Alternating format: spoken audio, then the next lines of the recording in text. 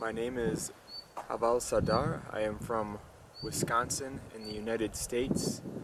I was previously a soldier in the United States Army, and then after I retired, I worked in construction and now for a company called Gordon's Food Services in the shipping industry.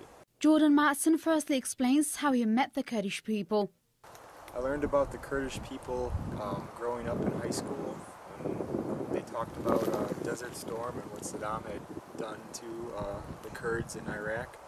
And then I learned more about the Kurds when I joined the military and we were in Iraq and the Kurdish people were helping us in northern Iraq. And then before I came over to join the YPG, I did some research and I learned about Kurdistan and that the Kurdish people are from 4 nations: Turkey, Iraq, Iran, and Syria, and how they struggle to be able to live together in peace. Matson says he had informed himself about the struggle of the YPG against the ISIS gangs through the internet in recent times. Although he already had information about the Kurdish people and says he decided to join the YPG as he preferred to do something rather than nothing.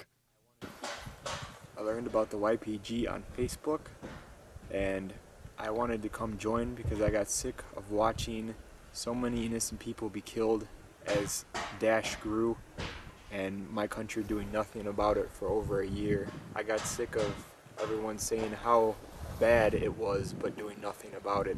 So I made up my own mind to come over here to do something about it. Matson says the YPG is a bigger organization than he previously thought it to be, and adds that he is happy he has gained acceptance so quickly in the YPG. I thought the YPG would be much smaller than it is when I came over originally, but it seems to have many more members than what I thought it would be, and I never really understood how loving these people are over here, how I've been accepted as a family member by everyone in the community. It's something that's very hard to find in many other nations. He says he observes the border with ISIS with his unit and did not have any difficulties regarding the conditions in the YPG except the language barrier for the moment. About 2 weeks ago, I flew over from the United States into Iraq, and then I came to Rojava and I was in my unit for around a week. And now I'm at the hospital recovering from my injuries. Coming over, they've been very open and welcoming to me.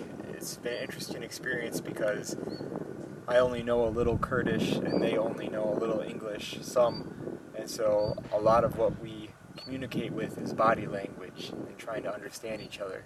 But it's been a very fun time trying to learn Kurdish while at the same time they are learning English so we can communicate better together. Matson says that he took part in a clash with ISIS gangs and adds that the gangs were repelled at the end of 6 hours clashes despite the heavy weapons the gangs had. Well, most of the time you're spent watching the border with Daesh, so there isn't much of a life. You need to pay attention because we need to protect the others here in Rojava. So we wake up and we do our guard duty, and if we are going to go fight, we go fight. Otherwise we defend the land that we've been given to defend.